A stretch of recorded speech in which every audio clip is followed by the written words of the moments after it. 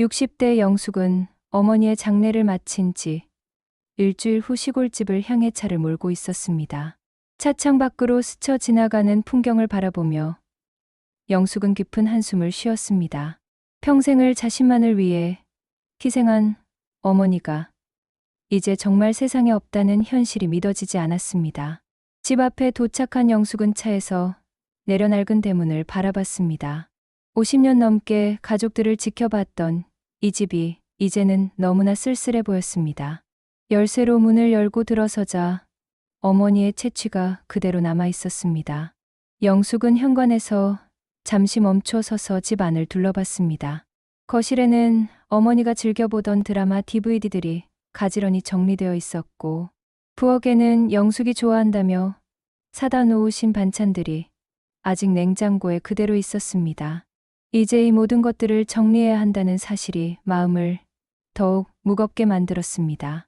영숙은 거실 소파에 앉아 어머니와의 마지막 대화를 떠올렸습니다.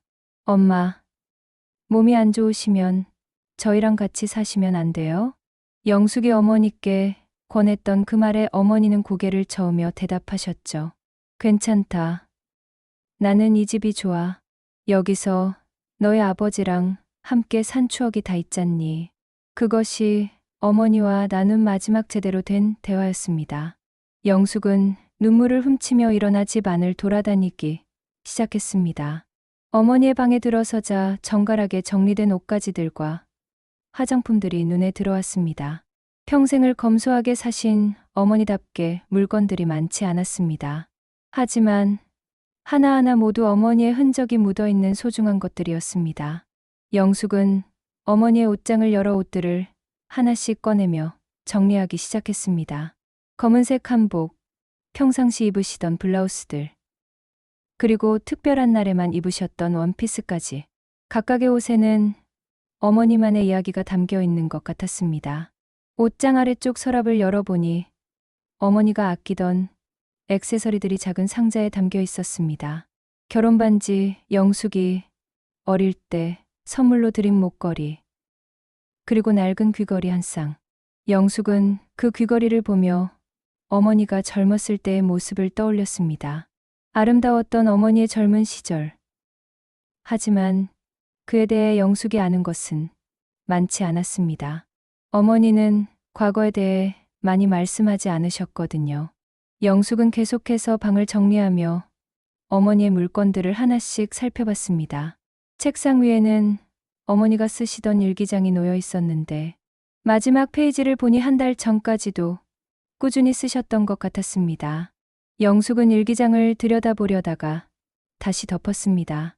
어머니의 사적인 생각까지 들여다보는 것은 예의가 아닌 것 같았거든요. 침실 정리를 마친 영숙은 다음으로 안방 옆에 있는 작은 창고로 향했습니다. 이곳은 어머니가 오래된 물건들을 보관하던 곳이었습니다. 문을 열자 오래된 먼지, 냄새와 함께 추억의 물건들이 가득 쌓여 있었습니다. 영숙의 어린 시절 사진들, 아버지의 유품들, 그리고 가족들의 오래된 옷가지들까지. 마치 시간이 멈춰진 것 같은 공간이었습니다. 영숙은 조심스럽게 물건들을 하나씩 들여다보며 추억에 잠겼습니다. 자신이 초등학교 때 그린 그림, 중학생 때 받았던 상장들, 대학교, 졸업사진까지. 어머니는 자식의 모든 순간을 소중히 간직하고 계셨던 것입니다. 그런데 창고 구석진 곳에서 영숙은 이상한 것을 발견했습니다. 낡은 천으로 덮여 있는 큰 트렁크 하나가 놓여 있었던 것입니다. 영숙은 그 트렁크를 본 기억이 없었습니다. 어린 시절부터 이 집에서 살았지만 그런 트렁크가 있다는 것을 전혀 몰랐습니다. 호기심이 생긴 영숙은 트렁크를 덮고 있던 천을 걷어냈습니다. 짙은 갈색의 가죽 트렁크였는데 세월의 흔적이 역력했습니다. 트렁크의 모서리는 닳아서 색이 발해 있었고 여기저기 작은 상처들이 있었습니다. 그런데 가장 눈에 띄는 것은 트렁크에 걸려있는 자물쇠였습니다. 작지만 튼튼해 보이는 자물쇠가 트렁크를 굳게 잠그고 있었습니다. 영숙은 트렁크를 자세히 살펴봤습니다. 겉면에는 어떤 글씨나 표시도 없었지만 분명히 누군가에게는 중요한 물건이었을 것 같았습니다. 그렇지 않다면 왜 이렇게 조심스럽게 잠가두었을까요? 영숙은 트렁크를 열어보고 싶었지만 열쇠가 없었습니다. 집 안을 뒤져봐도 그 트렁크의 열쇠는 찾을 수 없었습니다. 어머니가 어디에 숨겨두셨는지 알 수가 없었습니다. 영숙은 트렁크 앞에 앉아서 깊은 생각에 빠졌습니다. 어머니가 왜 이런 트렁크를 숨겨두셨을까? 그리고 그 안에는 무엇이 들어있을까? 평생을 투명하게 사셨던 어머니에게도 남들에게 보여주고 싶지 않은 비밀이 있었던 걸까? 영숙은 트렁크를 창고에서 거실로 옮겼습니다. 무거운 트렁크를 혼자 옮기는 것이 쉽지 않았지만 어떻게든 해냈습니다. 거실에 놓인 트렁크를 바라보며 영숙은 더욱 궁금해졌습니다. 이런 큰 트렁크를 평생 보지 못했다는 것이 신기했습니다. 어머니가 얼마나 조심스럽게 숨겨두셨는지 알 수 있었습니다. 영숙은 트렁크 주변을 다시 한번 자세히 살펴봤습니다. 혹시 열쇠에 대한 단서가 있을지도 모른다는 생각에서였습니다. 하지만 아무런 단서도 찾을 수 없었습니다. 그때 영숙의 휴대폰이 울렸습니다. 남편 상민이에게서 온 전화였습니다. 여보, 어떻게 지내? 정리는 잘 되어가고 있어? 상민이 걱정스러운 목소리로 물었습니다. 네, 천천히 하고 있어요. 영숙이 대답했습니다. 그런데 좀 이상한 걸 발견했어요. 뭘 발견했는데? 어머니 물건 중에 잠겨 있는 트렁크가 하나 있어요. 영숙이 설명했습니다. 그런데 열쇠를 찾을 수가 없어요. 그냥 둬도 되지 않을까? 어머니가 잠가두신 건 이유가 있을 거야. 상민이 말했습니다. 하지만 영숙은 그 트렁크가 계속 신경 쓰였습니다. 어머니의 마지막 비밀일 수도 있다는 생각이 들었거든요. 전화를 끄는 영숙은 다시 트렁크 앞에 앉았습니다. 자물쇠를 자세히 들여다보니 그리 복잡한 구조는 아닌 것 같았습니다. 영숙은 부엌으로 가서 여러 가지 도구들을 가져왔습니다. 드라이버, 망치, 그리고 작은 줄톱까지. 조심스럽게 자물쇠를 건드려 봤지만 쉽게 열리지 않았습니다. 억지로 부수자니 트렁크가 망가질 것 같았고, 그렇다고 포기하자니 너무 궁금했습니다. 영숙은 한참을 고민하다가 결국 자물쇠를 부수기로 결심했습니다. 어머니께 죄송하지만 정말 너무 궁금했거든요. 작은 망치로 조심조심 자물쇠를 두드렸습니다. 몇 번 시도한 끝에 드디어 자물쇠가 부서졌습니다. 영숙은 가슴이 두근거리며 트렁크를 열었습니다. 트렁크가 열리자 오래된 종이 냄새가 올라왔습니다. 그리고 그 안에는 영숙이 상상도 하지 못했던 것들이 들어 있었습니다. 가장 위에는 낡은 사진들이 놓여 있었습니다. 영숙은 조심스럽게 사진들을 들어올려 살펴봤습니다. 젊은 시절의 어머니 사진이었는데 영숙이 본 적 없는 모습이었습니다. 환하게 웃고 있는 어머니의 모습이 너무나 아름다웠습니다. 그런데 어머니 옆에는 낯선 남자가 서 있었습니다. 아버지가 아닌 다른 남자였습니다. 영숙은 깜짝 놀라 사진을 자세히 들여다봤습니다. 정말로 아버지가 아닌 다른 남자였습니다. 그렇다면 이 남자는 누구일까요? 영숙은 다른 사진들도 살펴봤습니다. 모든 사진에 그 남자가 어머니와 함께 있었습니다.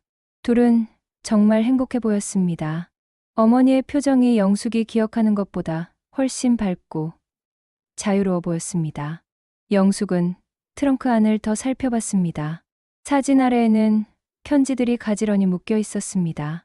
노란 리본으로 묶인 편지 묶음이 여러 개 있었습니다. 영숙은 그 중 하나를 조심스럽게 풀어봤습니다. 편지 봉투에는 어머니의 이름이 적혀 있었고 보낸 사람의 이름도 있었습니다. 하지만 그 이름은 영숙이 처음 보는 이름이었습니다. 편지를 꺼내서 읽어보니 연애 편지였습니다. 어머니에 대한 뜨거운 사랑을 담은 편지였습니다. 영숙은 믿을 수 없었습니다. 평생을 아버지 한 분만 사랑하며 사신 줄 알았던 어머니에게 이런 과거가 있었다니. 편지의 날짜를 보니 50년 전이었습니다. 어머니가 아버지와 결혼하기 전의 일이었던 것 같습니다. 영숙은 다른 편지들도 읽어봤습니다. 모든 편지가 그 남자가 어머니에게 보낸 사랑의 편지였습니다. 편지 속에는 어머니에 대한 그리움과 사랑이 가득 담겨 있었습니다. 그리고 언젠가 함께 살게 될 미래에 대한 꿈도 적혀 있었습니다. 하지만 편지들을 읽어보니 뭔가 슬픈 느낌이 들었습니다. 마치 이루어질 수 없는 사랑에 대한 이야기 같았거든요. 영숙은 트렁크 안에 다른 것들도 있는지 살펴봤습니다. 편지 아래에는 작은 상자가 하나 더 있었습니다. 상자를 열어보니 반지 하나가 들어 있었습니다. 아주 작고 소박한 반지였지만 누군가의 진심이 담긴 것 같았습니다. 아마도 그 남자가 어머니에게 선물한 것일 거라고 영숙은 생각했습니다. 그리고 상자 바닥에는 작은 쪽지가 하나 접혀 있었습니다. 영숙은 그 쪽지를 펼쳐봤습니다. 사랑하는 경희에게, 비록 우리가 함께 할 수는 없지만 당신을 평생 사랑할 것입니다. 이 반지가 우리 사랑의 증거입니다. 평생 간직해 주세요. 쪽지를 읽은 영숙은 눈물이 났습니다. 어머니도 한때는 이렇게 뜨겁게 사랑받았던 여자였구나 하는 생각이 들었습니다. 하지만 그 사랑을 지키지 못하고 결국 포기해야 했던 것 같았습니다. 영숙은 트렁크 속 물건들을 다시 정리하며 생각에 잠겼습니다. 어머니가 평생 이 비밀을 혼자 간직하고 계셨다는 것이 놀라웠습니다. 그리고 그 비밀을 아무에게도 말하지 않으신 채 세상을 떠나셨다는 것이 안타까웠습니다. 영숙은 어머니에 대해 정말 아는 것이 없었다는 것을 깨달았습니다. 평생을 함께 살았지만 어머니의 진짜 마음을 알지 못했던 것입니다. 영숙은 그날 밤 트렁크 옆에서 밤을 새웠습니다. 어머니의 숨겨진 과거에 대해 계속 생각하며 잠들지 못했습니다. 어머니가 그 남자를 정말 사랑했을까? 그렇다면 왜 그 사랑을 포기하고 아버지와 결혼하셨을까? 그리고 그 후에도 그 사랑을 계속 그리워하셨을까? 수많은 질문들이 영숙의 머릿속을 맴돌았습니다. 다음 날 아침 영숙은 트렁크를 다시 열어봤습니다. 밤새 꿈이었기를 바랐지만 모든 것이 현실이었습니다. 사진들, 편지들, 그리고 반지까지 모든 것이 그대로 있었습니다. 영숙은 이제 어떻게 해야 할지 몰랐습니다. 이 비밀을 혼자 간직해야 할까? 아니면 누군가에게 털어놓아야 할까? 하지만 누구에게 말할 수 있을까? 남편에게, 아이들에게? 모두 어머니를 존경하고 있는데 이런 이야기를 들으면 어떻게 생각할까? 영숙은 깊은 고민에 빠졌습니다. 영숙은 밤새 잠을 이루지 못한 채 아침을 맞이했습니다. 트렁크 속에서 발견한 어머니의 비밀이 계속해서 머릿속을 맴돌았습니다. 평생을 함께 살면서도 전혀 몰랐던 어머니의 다른 모습이 충격적이었습니다. 영숙은 커피를 한 잔 끓여 마시며 다시 한번 트렁크를 들여다봤습니다. 어젯밤에 본 것이 꿈이었기를 바랐지만 모든 것이 현실이었습니다. 사진 속에서 환하게 웃고 있는 젊은 어머니와 낯선 남자의 모습이 선명했습니다. 영숙은 편지를 다시 꺼내서 자세히 읽어보기로 했습니다. 어제는 너무 놀라서 제대로 읽지 못했거든요. 첫 번째 편지 봉투를 열어보니 1973년 4월 15일이라고 날짜가 적혀 있었습니다. 영숙이 태어나기 2년 전의 일이었습니다. 편지지는 세월이 지나 누렇게 변해 있었지만 글씨는 또렷했습니다. 사랑하는 경희에게, 오늘 당신을 만나지 못해서 하루 종일 마음이 허전했습니다. 편지를 쓰는 남자의 이름은 김민호였습니다. 영숙은 그 이름을 들어본 기억이 전혀 없었습니다.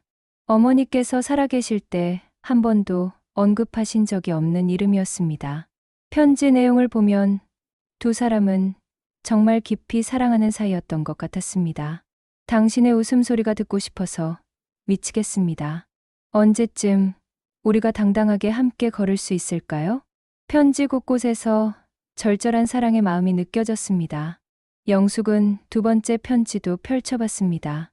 1973년 5월 3일자 편지였습니다. 경희야, 어제 당신이 입고 나온 하얀 원피스가 너무 아름다웠어요. 마치 천사 같았습니다.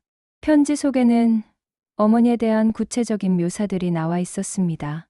영숙은 어머니의 젊은 시절 모습을 상상하며 편지를 읽었습니다. 당신이 좋아하는 클래식 음악을 들을 때마다 당신 생각이 납니다. 특히 쇼팽의 녹턴을 들으면 당신의 우아한 모습이 떠올라요. 영숙은 깜짝 놀랐습니다. 어머니가 클래식 음악을 좋아하신다는 것을 전혀 몰랐거든요. 영숙이 기억하는 어머니는 트로트나 가요만 들으셨는데 말이죠. 세 번째 편지는 1973년 6월 10일자였습니다. 경희야, 당신이 피아노 치는 모습을 볼 때마다 감동받습니다. 당신의 손가락이 건반을 누를 때마다 마법 같은 선율이 흘러나와요. 피아노요? 영숙은 더욱 놀랐습니다. 어머니가 피아노를 치실 줄 안다는 것도 처음 알았습니다. 집에는 피아노가 없었고 어머니가 악기를 다루시는 모습을 본 적이 없었거든요. 편지를 계속 읽어보니 김민호라는 남자는 음악가인 것 같았습니다. 우리가 함께 연주했던 그 곡을 기억하나요? 당신의 피아노와 제 바이올린이 완벽한 하모니를 이뤘던 순간을. 그때가 제 인생에서 가장 행복한 시간이었어요.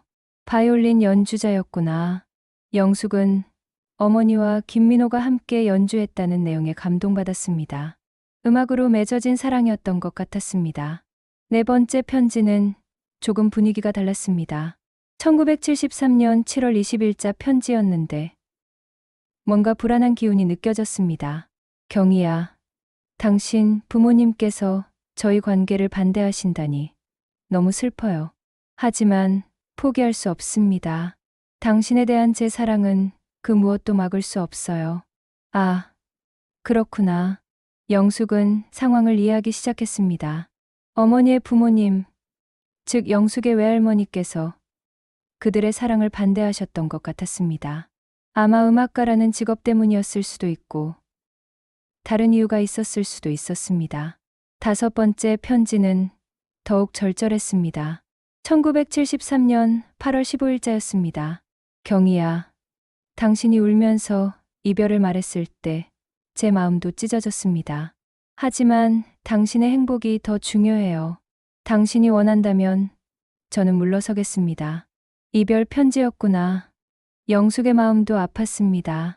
얼마나 가슴 아픈 이별이었을까요? 하지만 편지는 여기서 끝나지 않았습니다. 여섯 번째 편지는 한 달 후인 9월 18일자였습니다. 경희야, 당신이 다른 사람과 약혼한다는 소식을 들었습니다. 가슴이 무너지는 것 같지만 당신의 선택을 존중하겠습니다. 다른 사람이라는 것은 아마 영숙의 아버지를 뜻하는 것 같았습니다. 어머니께서 아버지와 약혼하시기 전에 김민호와 사랑에 빠져 계셨던 것입니다.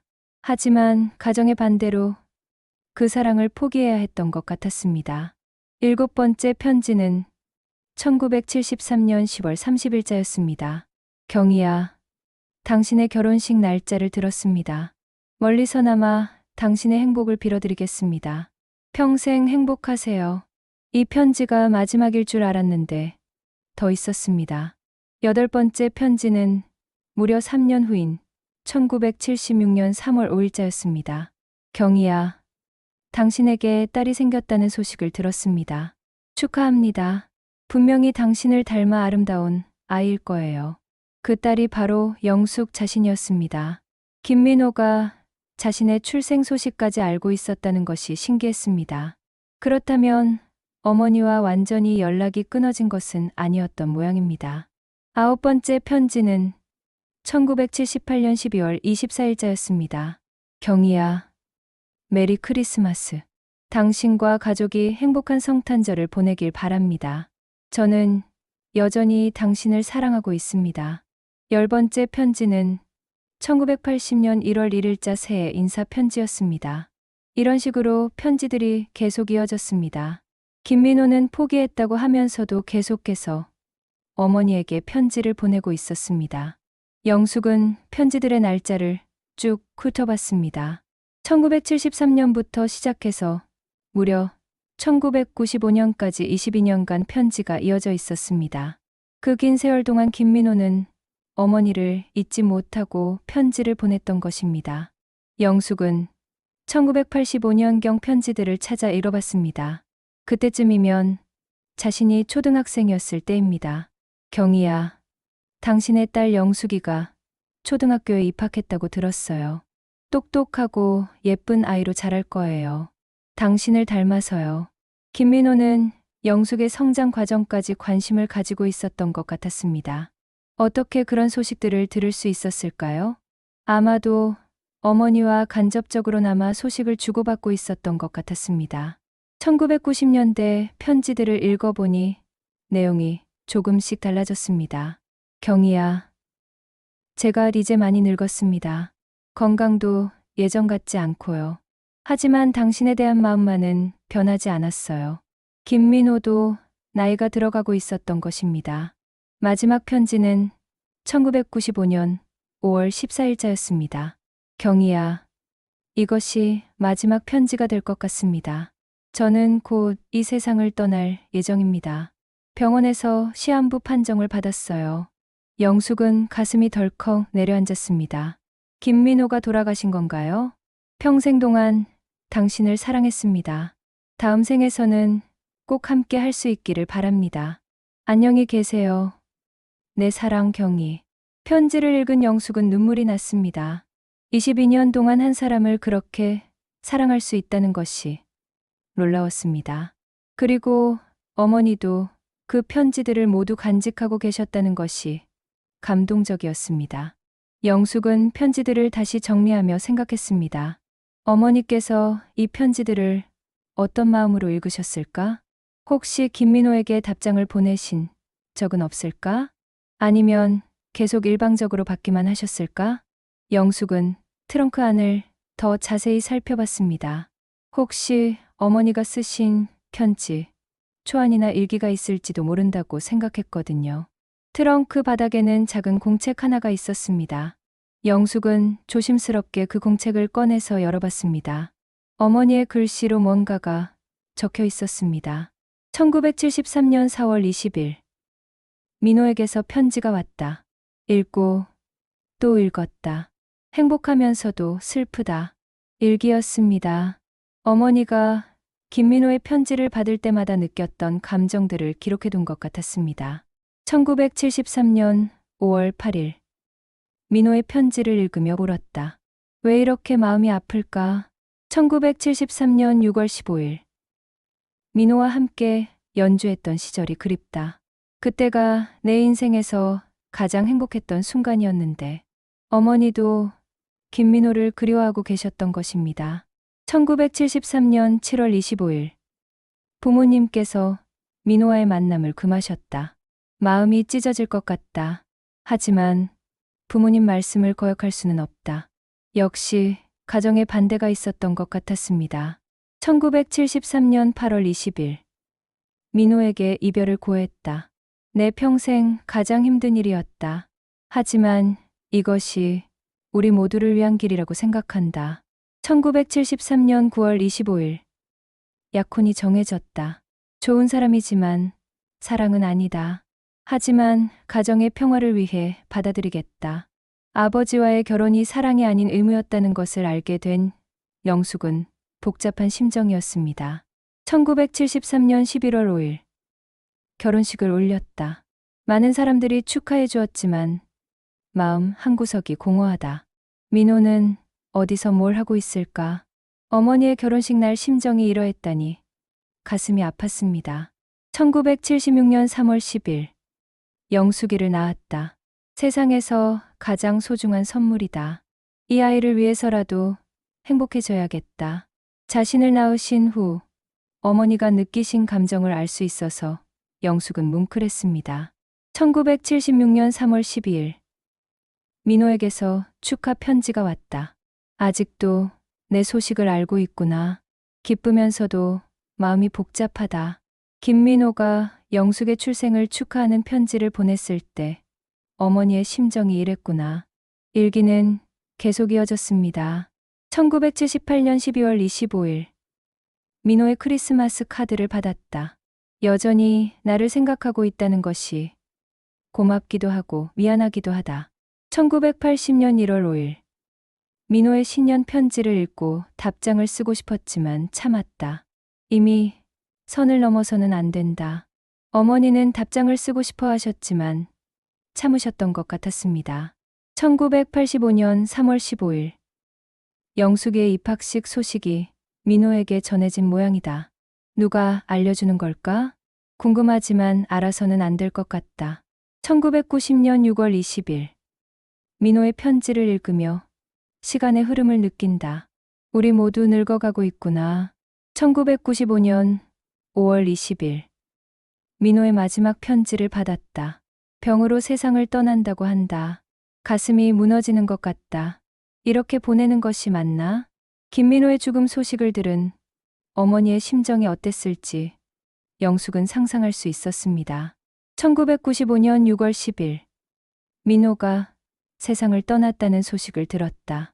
장례식에 가고 싶었지만 갈 수 없었다. 집에서 혼자 울었다.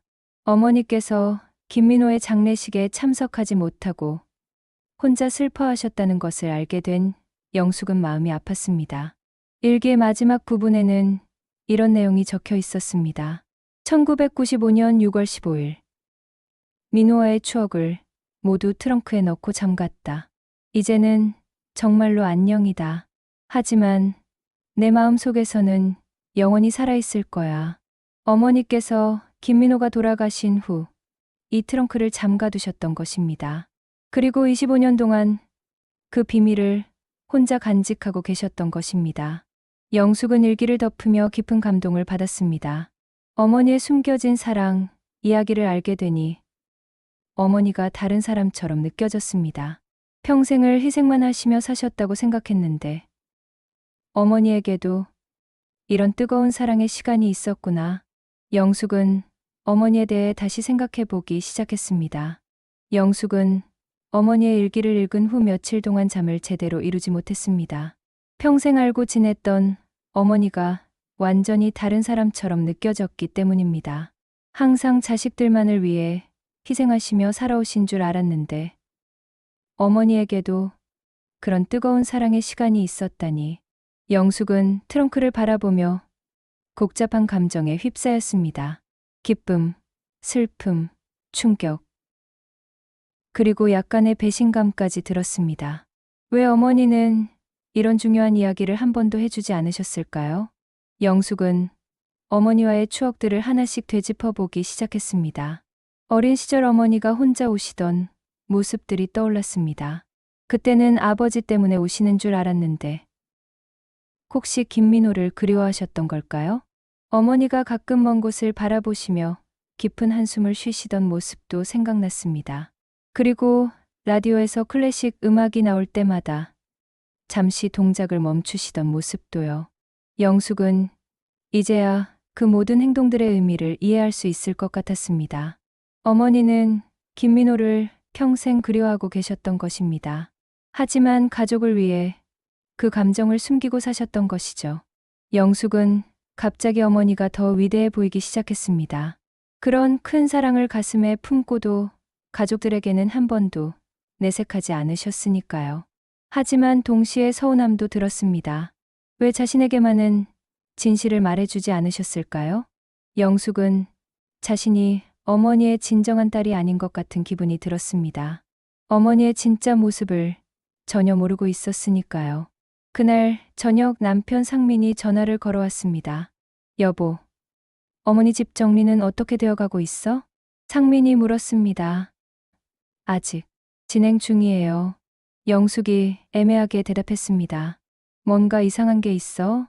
상민이 영숙의 목소리가 평소와 다르다는 것을 눈치챘습니다. 아니에요. 그냥 어머니 물건들을 정리하다 보니 감정적으로 좀 힘들어서요. 영숙은 트렁크 이야기를 하고 싶었지만 차마 입이 떨어지지 않았습니다. 이런 큰 비밀을 누구에게 말해야 할지 확신이 서지 않았거든요. 그래, 천천히 해. 너무 무리하지 말고. 상민이 위로했습니다.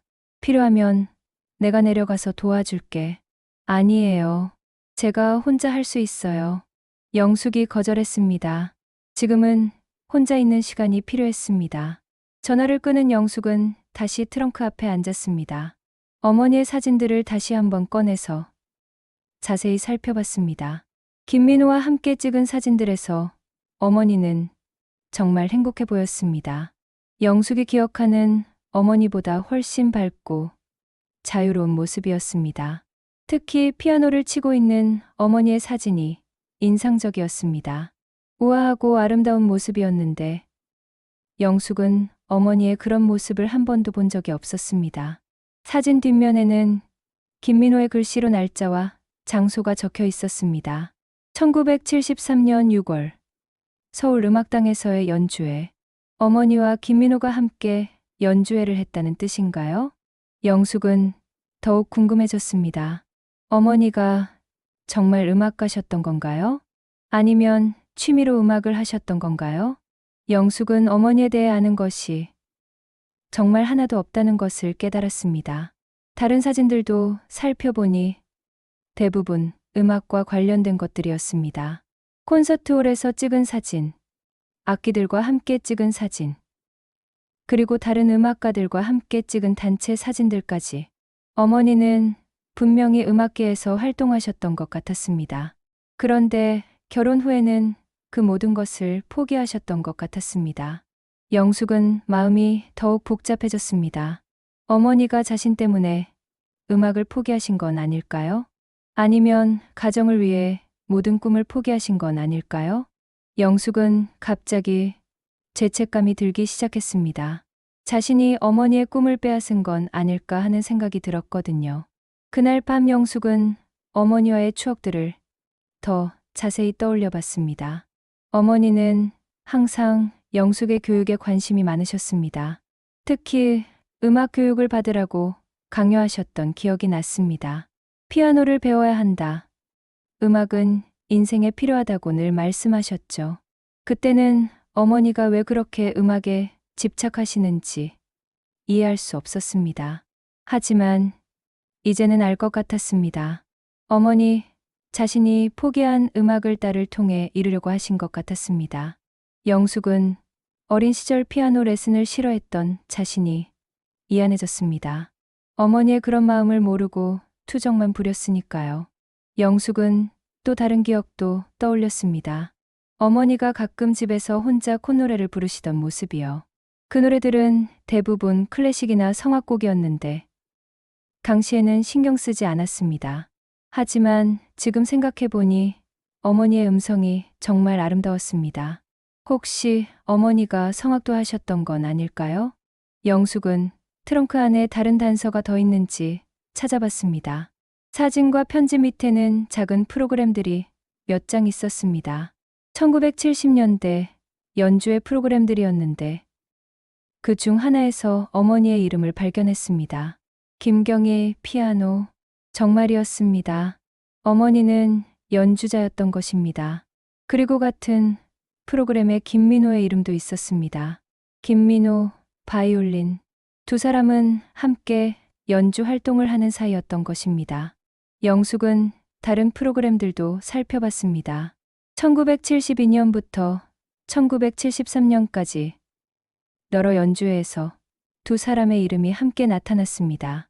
정말 음악적 파트너였던 것 같았습니다.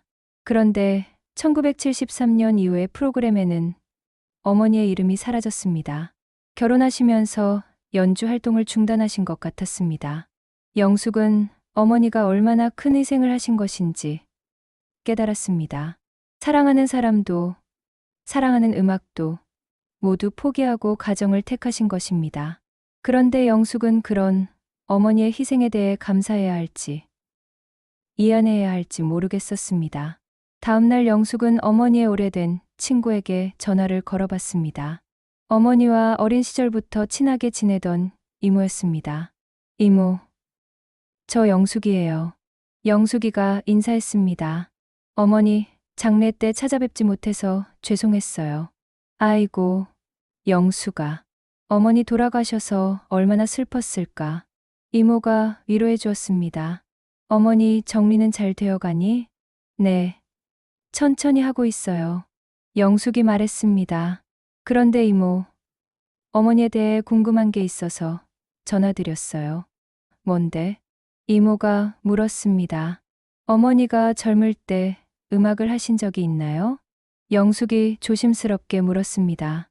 이모는 잠시 침묵을 지켰습니다. 왜 갑자기 그런 걸 물어보니? 이모가 되물었습니다. 그냥 어머니 물건들을 정리하다가 궁금해져서요. 영숙이 대답했습니다. 어머니가 음악을 좋아하셨던 것 같은데 직접 하신 적도 있나 해서요. 글쎄, 그건 이모가 망설였습니다. 옛날 일이라 기억이 잘 안 나는구나. 하지만 영숙은 이모가 뭔가 알고 있다는 것을 느꼈습니다. 목소리에서 망설임이 느껴졌거든요. 이모, 혹시 아시는 게 있으시면 말해주세요. 영숙이 간청했습니다. 어머니에 대해 더 알고 싶어요. 영숙아, 어떤 일들은 그냥 묻어두는 게 좋을 때도 있단다. 이모가 의미심장하게 말했습니다. 어머니도 그렇게 원하셨을 거야. 그 말을 듣고 영숙은 확신했습니다. 이모도 어머니의 과거에 대해 뭔가 알고 있다는 것을. 하지만 이모는 더 이상 말하려 하지 않았습니다. 전화를 끊고 나서 영숙은 더욱 답답해졌습니다. 주변 사람들도 어머니의 과거에 대해 알고 있는 것 같은데 왜 아무도 말해주지 않는 걸까요? 영숙은 자신만 모르고 있다는 느낌이 들어서 서운했습니다. 어머니의 진짜 모습을 알고 싶은 건 딸로서 당연한 감정이 아닐까요? 하지만 다른 한편으로는 죄책감도 들었습니다. 어머니가 숨기고 싶어 하셨던 비밀을 파헤치는 것이 옳은 일일까요? 영숙은 깊은 고민에 빠졌습니다. 그날 저녁 딸 수진이가 전화를 걸어왔습니다. 엄마, 할머니 집 정리 잘 되어가고 있어요? 수진이가 물었습니다. 네, 잘 되고 있어. 영숙이 대답했습니다. 엄마, 목소리가 이상한데 괜찮으세요?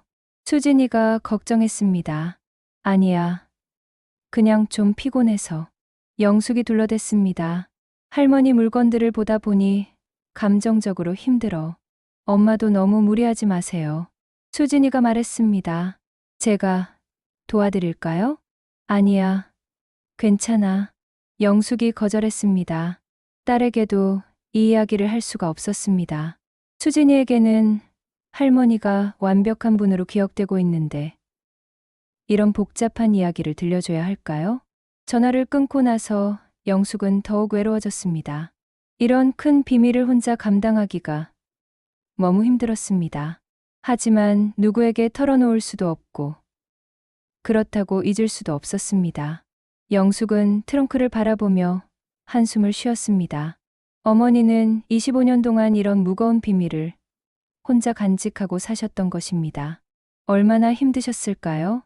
김민호의 편지를 받을 때마다 어떤 심정이셨을까요? 답장을 쓰고 싶으셨을 텐데 참으셨을 그 마음은 어땠을까요? 영숙은 어머니의 마음을 조금이나마 이해할 수 있을 것 같았습니다. 그리고 어머니가 더욱 위대하게 느껴졌습니다. 하지만 동시에 의문도 들었습니다. 어머니는 정말 행복하셨을까요? 김민호에 대한 그리움을 가슴에 품고 사는 것이 행복했을까요? 아니면 가족을 위해 참고 견디셨던 걸까요? 영숙은 답을 알 수 없어서 답답했습니다. 어머니가 살아계시다면 직접 물어보고 싶었습니다. 하지만 이제는 영원히 알 수 없는 일이 되어버렸습니다. 그날 밤 영숙은 꿈을 꾸었습니다. 어머니가 젊은 모습으로 나타나서 피아노를 치고 있었습니다. 옆에서는 김민호가 바이올린을 연주하고 있었습니다. 두 사람은 정말 행복해 보였습니다. 꿈속에서 어머니는 영숙을 보고 미소를 지으며 말했습니다. 영숙아, 엄마도 한때는 이렇게 행복했단다. 꿈에서 깬 영숙은 눈물을 흘리고 있었습니다. 어머니의 행복했던 시절을 꿈으로나마 볼 수 있어서 기뻤지만 그것이 꿈일 뿐이라는 현실이 슬펐습니다. 영숙은 이제 어떻게 해야 할지 정말 모르겠었습니다. 이 비밀을 어떻게 처리해야 할까요? 그냥 묻어두는 게 맞을까요? 아니면 진실을 찾아봐야 할까요? 영숙이 혼자서 어머니의 비밀과 씨름하고 있을 때 뜻밖의 도움의 손길이 나타났습니다. 그날 오후 집 앞에서 누군가 문을 두드리는 소리가 들렸습니다. 영숙이 문을 열어보니 70대로 보이는 할머니가 서 있었습니다. 안녕하세요. 혹시 경희 어머님 따님 되시나요? 할머니가 친근하게 물었습니다. 네, 맞습니다. 어떻게 오셨어요? 영숙이 정중하게 인사했습니다. 저는 옆집에 사는 조분자라고 해요. 할머니가 자신을 소개했습니다. 어머님과 오랫동안 이웃하며 지낸 사이예요. 장례식 때 인사드리지 못해서 죄송했어요. 아, 그러셨군요. 들어오세요. 영숙이 분자 할머니를 집 안으로 안내했습니다. 분자 할머니는 집 안을 둘러보며 감회가 깊은 표정을 지었습니다. 이 집이 참 많이 변했네요. 분자 할머니가 말했습니다. 경희 어머님이 살아계실 때는 늘 정갈하게 정리되어 있었는데 어머니께서 정말 깔끔하셨죠. 영숙이 동의했습니다. 지금 집을 정리하고 있는 중이에요. 그러시겠어요. 많이 힘드시죠? 분자 할머니가 걱정스럽게 물었습니다. 평생 살아온 집의 추억들을 정리한다는 게 쉬운 일은 아니니까요. 네, 생각보다 힘들어요. 영숙이 솔직하게 말했습니다. 어머니 물건들을 보다 보니 그동안 몰랐던 것들이 많다는 걸 깨달았어요. 분자 할머니는 영숙의 말에 묘한 표정을 지었습니다. 경희 어머님에 대해 모르셨던 것들이요? 네. 어머니가 젊을 때 어떻게 사셨는지 잘 몰랐거든요. 영숙이 말했습니다. 평생을 함께 살았는데도 어머니의 과거에 대해서는 별로 들은 게 없어서요. 그럴 수밖에 없죠. 분자 할머니가 고개를 끄덕였습니다. 경희 어머님은 과거 이야기를 별로 하지 않으시던 분이었으니까요. 할머니도 어머니를 오래 알고 계신 거죠? 영숙이 관심을 보였습니다. 그럼요. 40년 넘게 이웃하며 지냈어요. 분자 할머니가 대답했습니다. 경희 어머님이 이 동네에 처음 오셨을 때부터 봐왔어요. 그때 어머니는 어떠셨어요? 영숙이 궁금해했습니다. 참 조용하고 차분한 분이셨어요. 분자 할머니가 회상했습니다. 하지만 가끔 먼 곳을 바라보시며 깊은 생각에 잠기신 모습을 자주 보곤 했죠. 영숙은 분자 할머니의 말이 궁금했습니다. 혹시 이분이 어머니의 과거에 대해 뭔가 알고 있을까요? 할머니, 혹시 어머니가 젊을 때 음악을 하셨다는 얘기 들어보신 적 있나요? 영숙이 조심스럽게 물어봤습니다. 분자 할머니는 잠시 망설이는 듯한 표정을 지었습니다. 음악이라 왜 그런 걸 물어보시나요? 어머니 물건 중에 음악 관련된 것들이 있어서요. 영숙이 설명했습니다. 그런데 어머니가 음악을 하셨다는 얘기는 한 번도 들어본 적이 없거든요. 그렇죠. 경희 어머님은 그런 이야기를 별로 안 하셨으니까. 분자 할머니가 말했습니다. 하지만 저는 알고 있었어요. 정말요? 영숙이 놀라며 물었습니다. 어머니가 음악을 하셨던 게 사실인가요? 네. 젊을 때는 꽤 유명한 피아니스트셨어요. 분자 할머니가 고백했습니다. 그때만 해도 장래가 촉망받는 연주자였죠. 영숙은 가슴이 두근거렸습니다.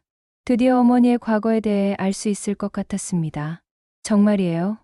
그런데 왜 그만두셨을까요? 결혼하시면서 포기하신 거죠. 분자 할머니가 안타까운 표정으로 말했습니다. 그 시절에는 여자가 결혼하면 모든 걸 포기하는 게 당연했으니까요. 그럼 할머니는 어머니의 연주를 들어보신 적도 있으세요? 아니요. 제가 경희 어머님을 알게 된 건 결혼하신 후니까요. 분자 할머니가 말했습니다. 하지만 이웃분들을 통해 소문은 들었죠.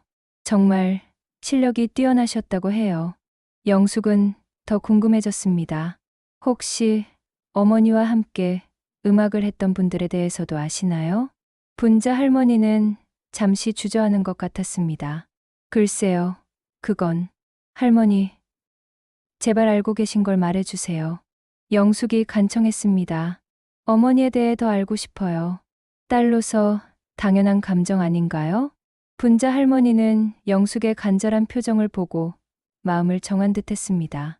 그런데 정말 알고 싶으신 거예요? 네, 정말 알고 싶어요. 영숙이 단호하게 대답했습니다. 그럼 차라도 한잔하면서 이야기해요. 분자 할머니가 제안했습니다. 긴 이야기거든요. 영숙은 분자 할머니에게 차를 대접하며 자리를 마련했습니다. 이제야 어머니의 진짜 이야기를 들을 수 있을 것 같아 설레었습니다. 경희 어머님은 정말 특별한 분이셨어요. 분자 할머니가 이야기를 시작했습니다. 젊을 때는 서울에서 피아니스트로 활동하셨죠. 실력도 뛰어났고 앞으로가 기대되는 연주자였어요. 그런데 어떻게 알게 되신 거예요? 영숙이 물었습니다. 경희 어머님이 처음 이 동네에 오셨을 때 제가 우연히 집에서 피아노 소리를 들었어요. 분자 할머니가 설명했습니다. 너무 아름다운 연주여서 깜짝 놀랐죠. 어머니가 결혼하신 후에도 피아노를 치셨다는 거예요? 네. 처음에는 가끔씩 치셨어요. 분자 할머니가 말했습니다. 하지만 점점 횟수가 줄어들더니 나중에는 아예 안 치시더라고요. 왜 그러셨을까요? 영숙이 궁금해했습니다. 아마 너무 아프셨을 거예요. 분자 할머니가 추측했습니다. 음악을 칠 때마다 과거 생각이 나서 괴로우셨을 거야. 과거 생각이요? 영숙이 더 자세히 물었습니다. 혹시 어머니에게 특별한 과거가 있었나요? 분자 할머니는 잠시 망설였습니다. 그건 경희 어머님이 직접 말씀하신 건 아니에요. 하지만 제가 짐작하기로는 뭘 짐작하셨어요? 영숙이 재촉했습니다. 경희 어머님께 첫사랑이 있으셨을 거라고 생각해요. 분자 할머니가 조심스럽게 말했습니다. 아마 음악을 함께 했던 분일 거예요. 어떻게 그렇게 생각하시게 됐나요? 가끔 편지가 오곤 했거든요. 분자 할머니가 털어놓았습니다. 경희 어머님이 그 편지를 받으실 때마다 표정이 달라지시는 걸 봤어요. 편지요? 영숙은 가슴이 철렁했습니다. 김민호의 편지를 말하는 건가요? 네. 오랫동안 정기적으로 편지가 왔어요. 분자 할머니가 확인해 주었습니다. 하지만 경희 어머님은 그에 대해 한 번도 말씀하지 않으셨어요. 그냥 혼자 간직하고 계셨죠.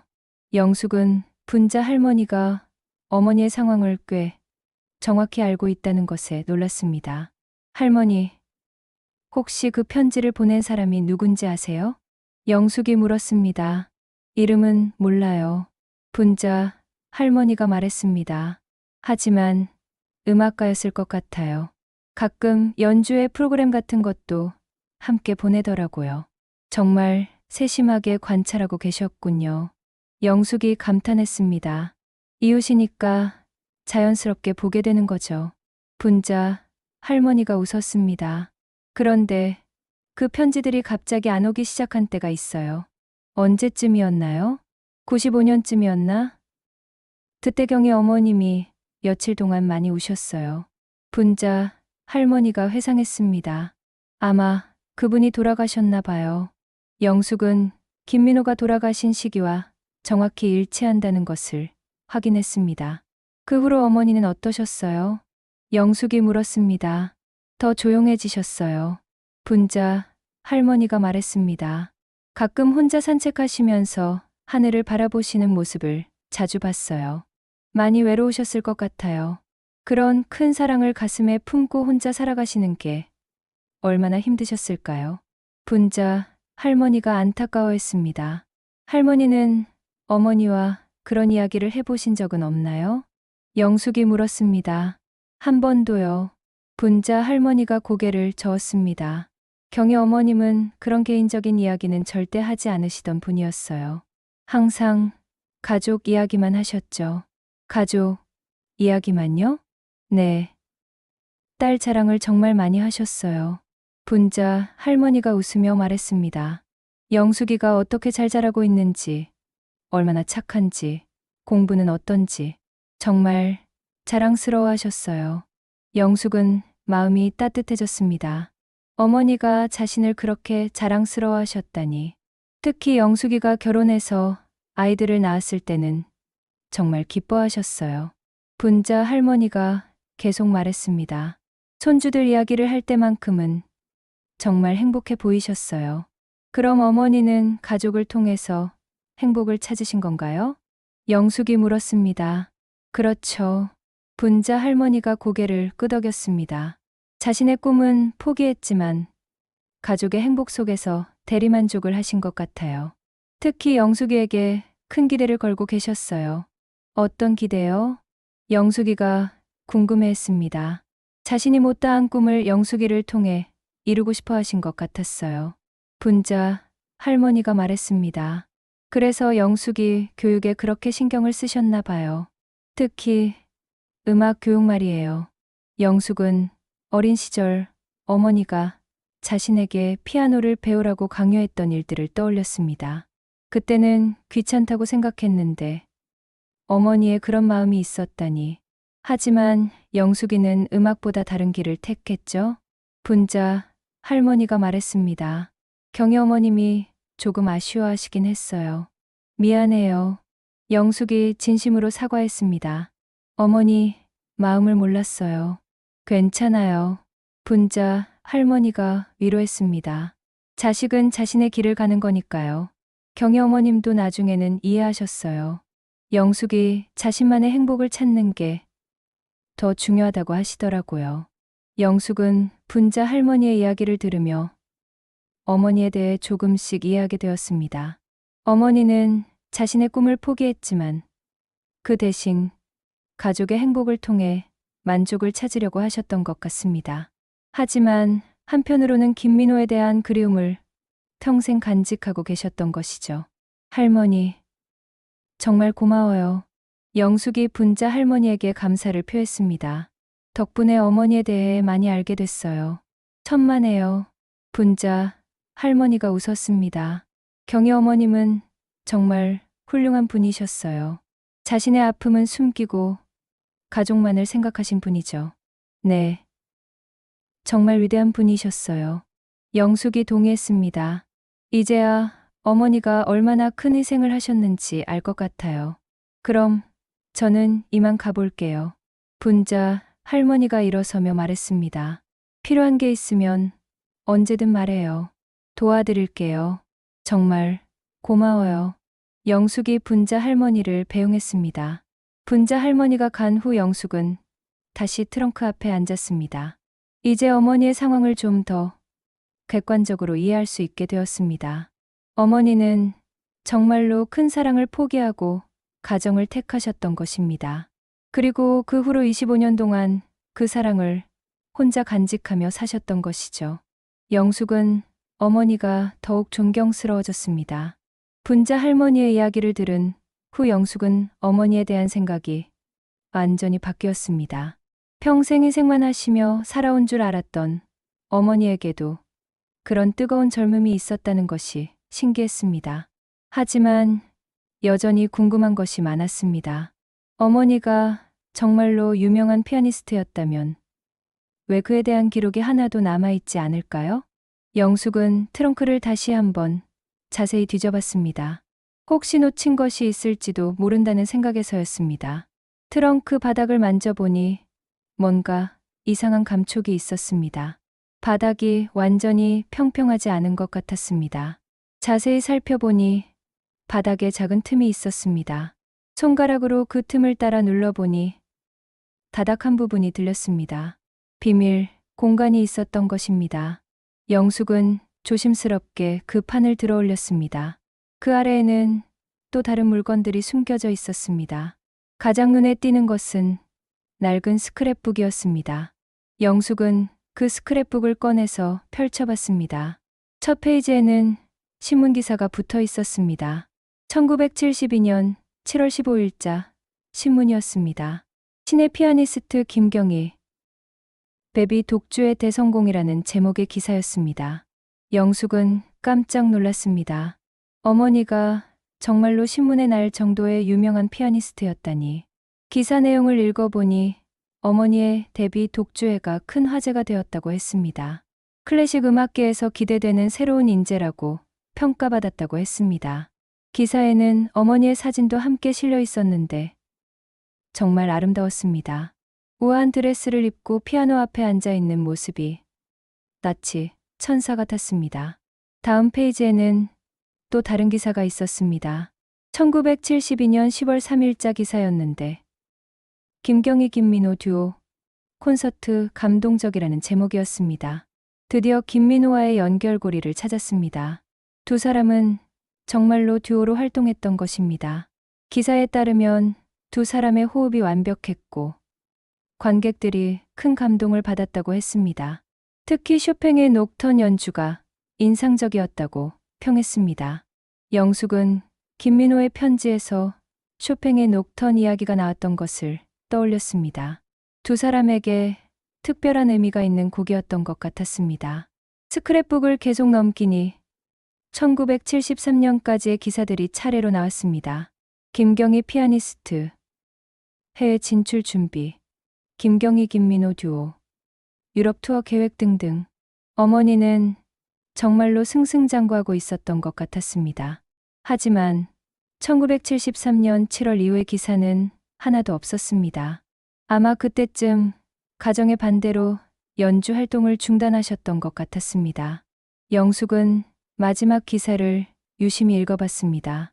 1973년 7월 20일자 기사였는데 김경희 피아니스트 갑작스런 연주 중단 발표라는 제목이었습니다.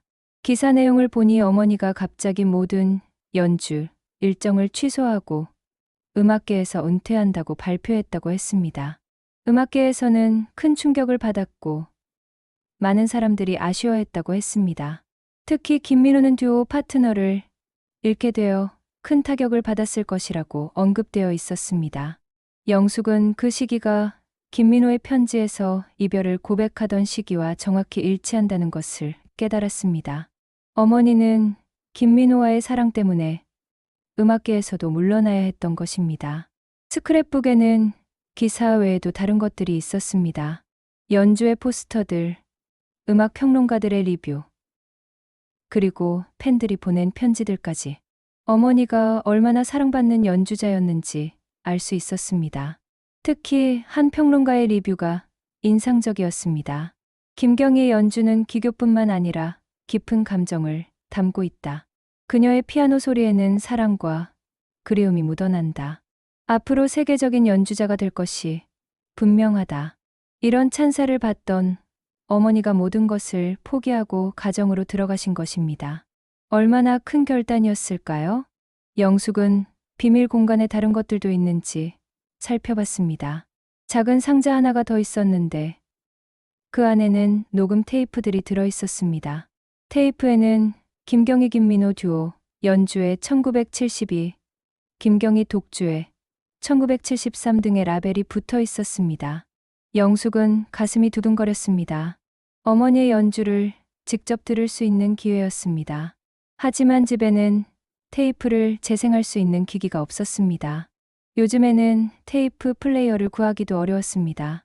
영숙은 어떻게든 이 테이프들을 들어보고 싶었습니다. 그때 분자 할머니가 생각났습니다. 나이가 많으신 분이니까 혹시 테이프 플레이어를 가지고 계실지도 모르겠다는 생각이 들었습니다.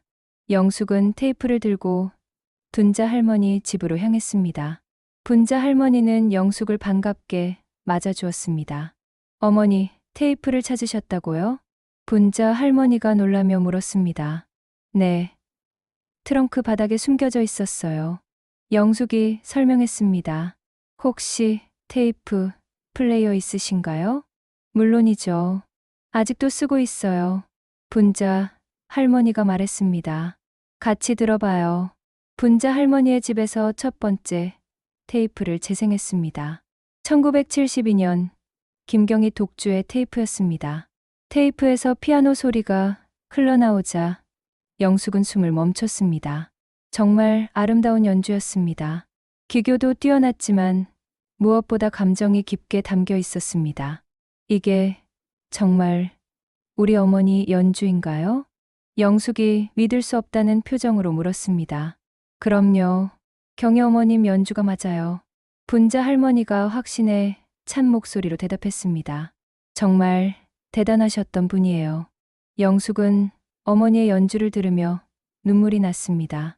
이렇게 아름다운 음악을 만드실 수 있는 분이 모든 것을 포기하고 가정으로 들어가신 것입니다. 다음으로 듀오 연주 테이프를 들어봤습니다. 어머니의 피아노와 김민호의 바이올린이 완벽한 하모니를 이뤘습니다. 두 사람의 호흡이 정말 놀라웠습니다.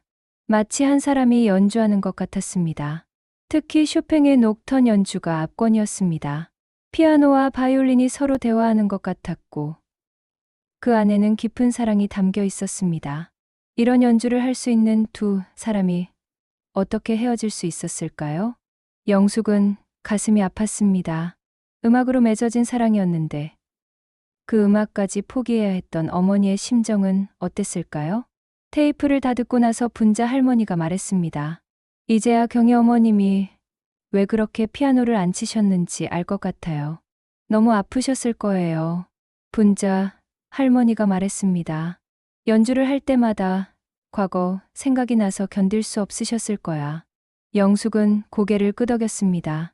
어머니가 음악을 포기한 것이 얼마나 큰 희생이었는지 이제야 제대로 이해할 수 있었습니다. 그런데 분자 할머니가 의미심장한 말을 했습니다.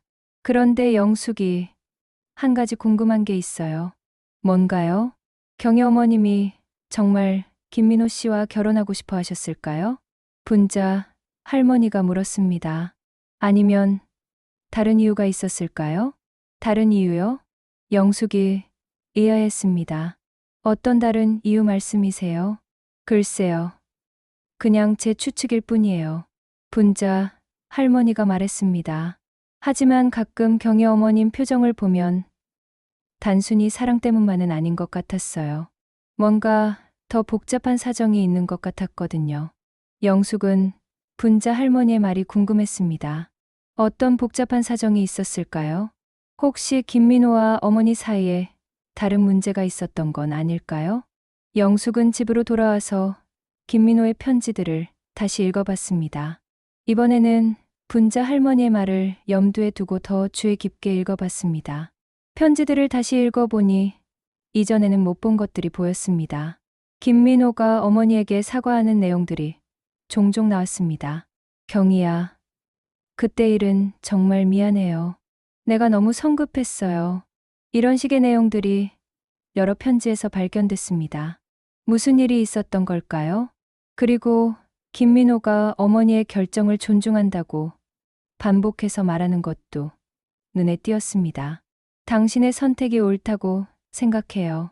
나는 당신의 행복만을 바랄 뿐이에요. 마치 어머니가 김민호를 떠나는 것이 어떤 이유에서는 당연한 일이라고 받아들이는 것 같았습니다. 영숙은 점점 더 궁금해졌습니다. 두 사람 사이에 정확히 무슨 일이 있었던 걸까요? 단순히 가정의 반대 때문만은 아닌 것 같았습니다. 더 깊은 비밀이 숨겨져 있는 것 같았습니다. 영숙은 어머니의 일기를 다시 펼쳐봤습니다.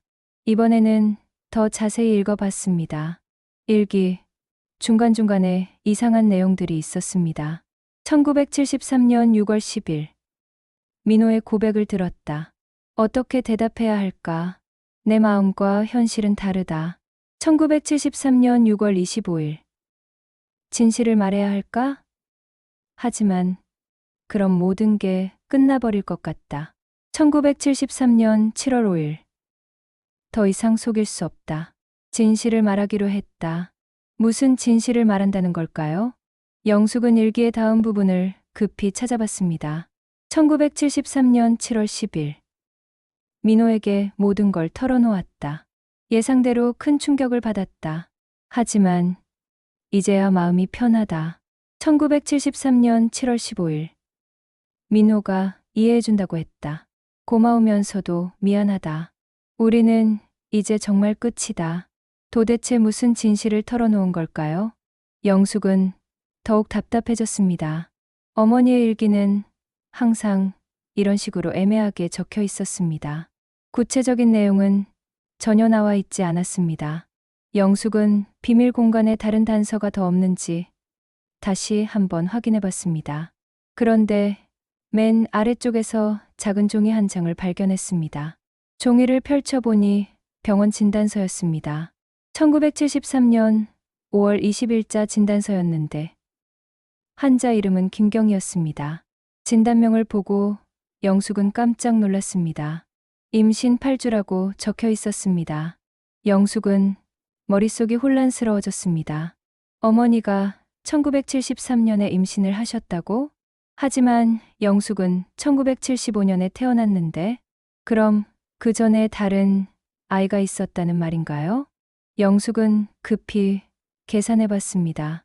1973년 5월에 8주 임신이었다면 아이는 1973년 12월쯤 태어났을 것입니다. 하지만 영숙은 그런 형제가 있다는 이야기를 들어본 적이 없었습니다. 혹시 유산이나 사산이 있었던 걸까요? 아니면 다른 이유로 아이를 키우지 못했던 걸까요? 영숙은 더욱 충격적인 가능성을 생각했습니다. 혹시 그 아이의 아버지가 김민호였던 건 아닐까요? 그렇다면 모든 것이 설명될 수 있었습니다. 어머니가 김민호와 헤어진 이유, 갑작스럽게 아버지와 결혼한 이유, 그리고 평생 그 비밀을 간직한 이유까지. 영숙은 가슴이 두근거렸습니다. 만약 그렇다면 자신에게는 다른 형제가 있다는 뜻일까요? 아니면 그 아이는 세상에 태어나지 못했던 걸까요? 영숙은 진실을 알고 싶어서 미칠 것 같았습니다. 영숙은 임신 진단서를 발견한 후 며칠 동안 잠을 이루지 못했습니다. 어머니에게 자신이 모르는 다른 아이가 있었을 가능성이 머릿속에서 떠나지 않았습니다. 만약 정말 그런 아이가 있었다면 지금 어디에 있을까요? 살아있다면 자신보다 2살 위의 형제가 될 텐데 왜 한 번도 그런 이야기를 들어본 적이 없을까요? 영숙은 트렁크를 다시 한 번 더 꼼꼼히 뒤져봤습니다. 혹시 그 아이에 대한 다른 단서가 있을지도 모른다는 생각에서였습니다. 비밀 공간의 구석진 곳까지 모두 살펴봤지만 더 이상 새로운 것은 발견되지 않았습니다. 하지만 김민호의 편지를 다시 읽어보니 이전에는 놓쳤던 부분들이 보였습니다. 1976년 3월에 영숙의 출생을 축하하는 편지에서 김민호가 이상한 말을 했던 것입니다. 경희야, 이번에는 정말 축하합니다. 건강한 딸을 낳으셨다니 얼마나 기쁠까요? 이제야 당신이 진정으로 행복해질 수 있을 것 같습니다. 이번에는 정말 축하한다는 표현이 걸렸습니다. 왜 이번에는 정말이라고 했을까요? 혹시 이전에 축하할 일이 있었는데 제대로 축하하지 못했던 일이 있었다는 뜻일까요? 영숙은 다른 편지들도 다시 자세히 읽어봤습니다. 1973년 12월에 쓴 편지에서 김민호가 이런 말을 했습니다. 경희야, 당신이 내린 결정이 옳았다고 생각합니다.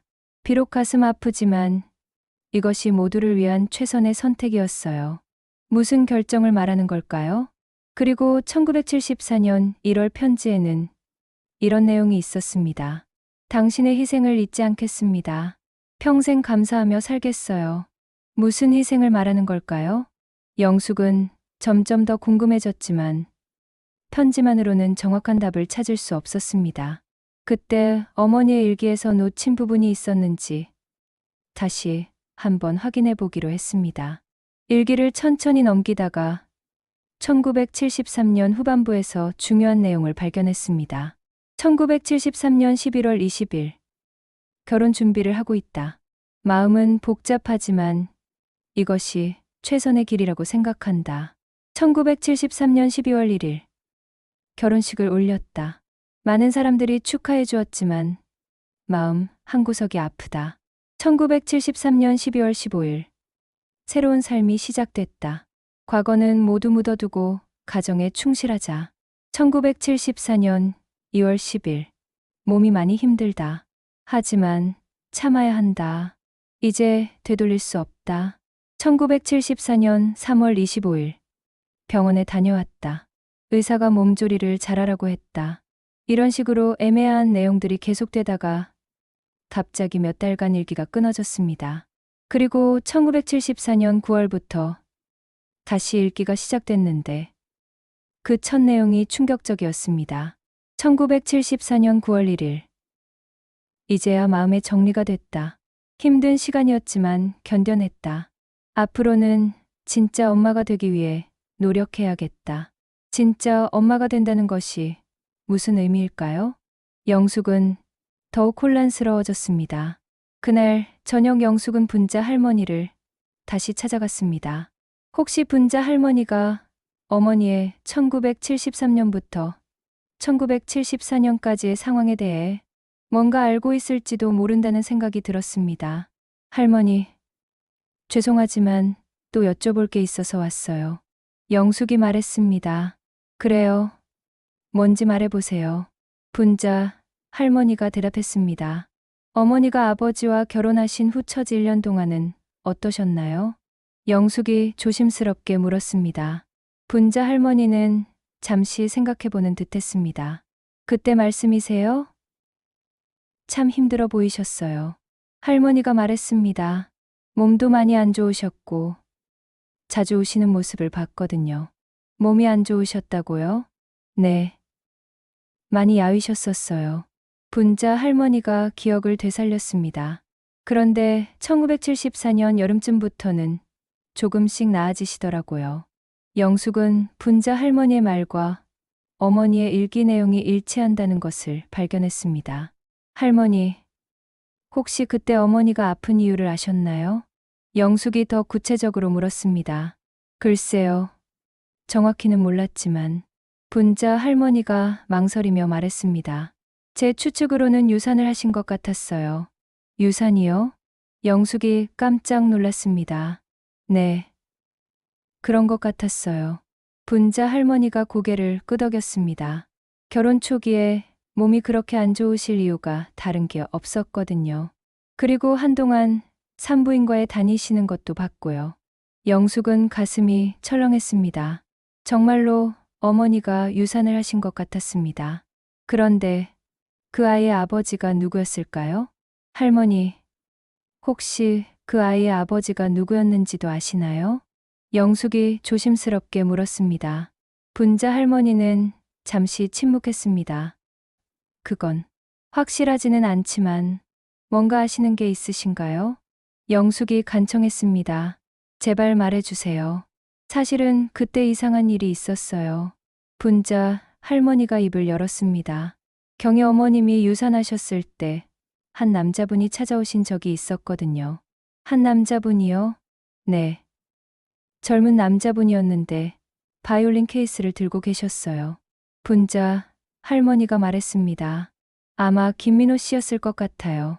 정말요? 네. 그분이 경희 어머님 집 앞에서 한참 서성거리시더라고요. 분자 할머니가 계속 말했습니다. 하지만 결국 들어가지는 못하고 그냥 돌아가시더라고요. 왜 들어가지 못하셨을까요? 아마 자신이 들어가면 안 된다고 생각하셨나 봐요. 분자 할머니가 추측했습니다. 이미 결혼하신 분 집에 전 연인이 찾아가는 것은 예의가 아니니까요. 영숙은 분자 할머니의 이야기를 듣고 상황을 어느 정도 짐작할 수 있게 되었습니다. 어머니가 김민호의 아이를 임신했지만 결국 유산하게 되었고 김민호는 그 소식을 듣고 찾아왔지만 들어가지 못했던 것 같았습니다. 그럼 정말로 어머니와 김민호 사이에 아이가 있었던 거네요.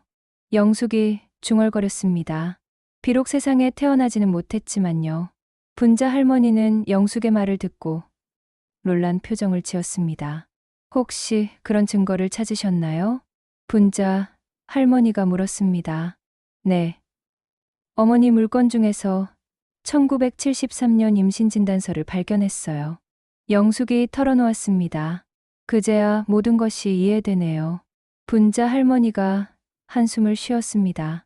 경희 어머님이 왜 그렇게 힘들어하셨는지 알 것 같아요. 사랑하는 사람의 아이를 잃는다는 것이 얼마나 큰 아픔일까요? 영숙도 마음이 아팠습니다. 어머니가 평생 간직하신 슬픔이 얼마나 깊었을지 상상할 수 있었습니다. 그런데 분자 할머니가 또 다른 이야기를 꺼냈습니다.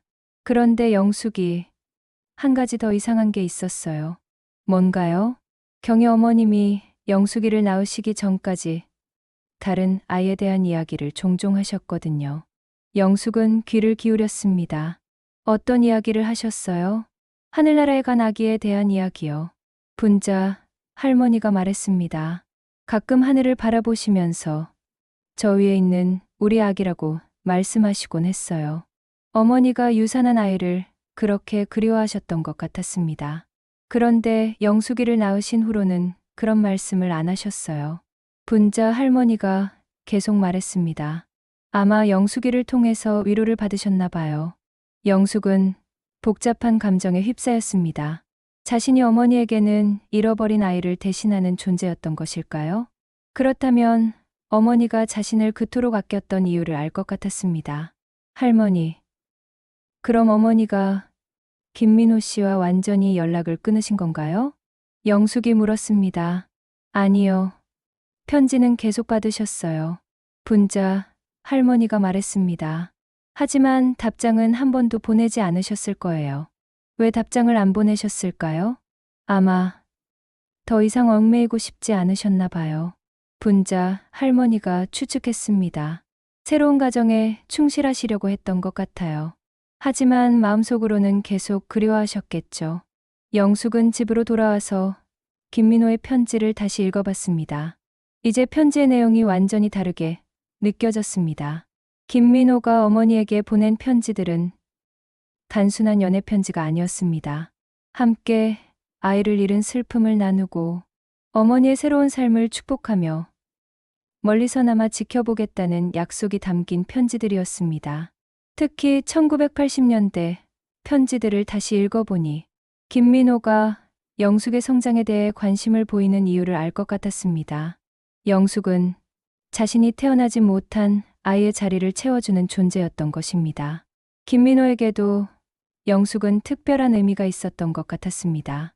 영숙은 어머니의 일기에서 자신의 출생에 대한 부분을 다시 찾아봤습니다. 1975년 8월 20일, 딸을 낳았다. 정말 예쁜 아이다. 영숙이라고 이름을 지었다. 영원히 복될 아이라는 뜻이다. 1975년 8월 25일, 영숙이를 보면 마음이 평안해진다. 이 아이를 통해 새로운 희망을 갖게 된다. 1975년 9월 10일, 영숙이가 밤에 울 때마다 하늘나라 아기 생각이 난다. 하지만 이제는 슬프지 않다. 영숙이가 있으니까.